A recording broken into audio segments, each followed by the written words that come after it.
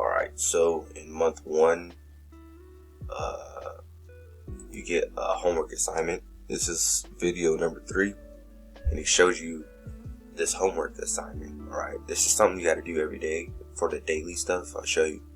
But right now, okay, you don't want to do this on your phone, for 1. You want to be on your computer, 2, and you need a mouse, 3. Alright? And so, whenever you open up a new chart, it's probably going to look like this. Alright? And so, if you're on a computer, let me just show you some stuff. You got this red, it's like a red, and it pushes the chart back. Boom, get some space. If you're ever scrolling, and then your shit keeps jumping, you're like, what the fuck? And you're trying to scroll back and it keeps jumping forward. It's because of this green button right here. So I keep it unchecked. Now, I have 2 templates. The main one I use, I keep it black, and I keep my shit looking like this. That's how I like mine, for the most part. But sometimes, I want to look like this. So, I'm going to show you how to just make it look like this right here. Alright, you right click, properties, background, none, or just white.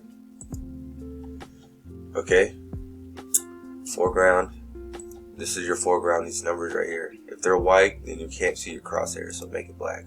You can make it fucking red if you wanted to. And then gold common, show ask line, you gotta have that for trading, and we're using candlesticks. I'll show you a trick with the line chart later. Okay, so right now it looks like this. Shitty, very shitty. You can't see a goddamn thing. So grid, we don't want a fucking grid. All right, bar up. I'm making my bar black. I'm making this bar black. That's like the outside lines. Right? Okay, now, bull candle, make it green. Or, not that green. It's ugly. I like that green, okay. And then your bear candle, you can make it red. Boom. Easy peasy. So that's how you do that. And then, you can come over here, and you can save. I don't want to save that template. I'll save this one. I just made this one. You come over here, save template. I call this one white. So I got my BLK for my black, and I got my white one. And so it's the same thing for this. And so anytime you go to a new chart, let me show you. Let me show you something. So this is UJ, right?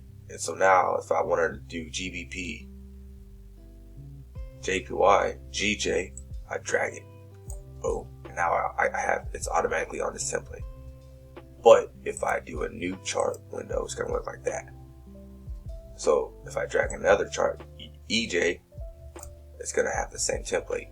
But if I go back to this and I drag EJ, boom, now EJ looks like this.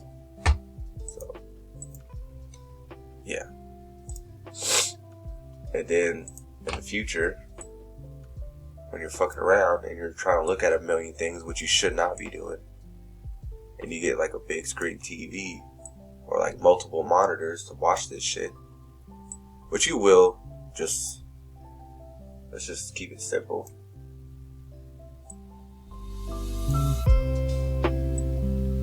You be watching all these different charts and shit.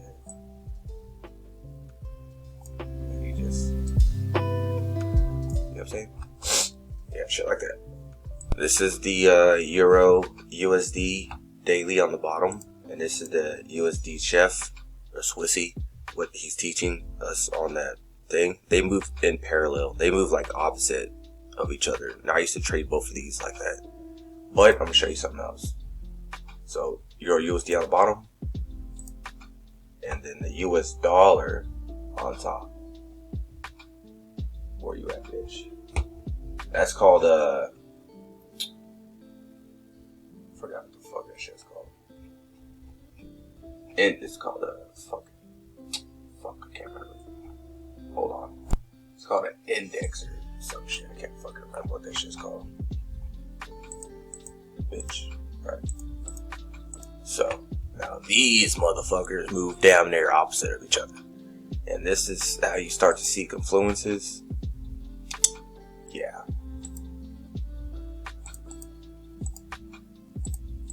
So if this thing's doing something and this is not doing the same, then you're like, okay, there's a false move going on, and then like it can lead to clues. But you see how they're moving exactly opposite of each other?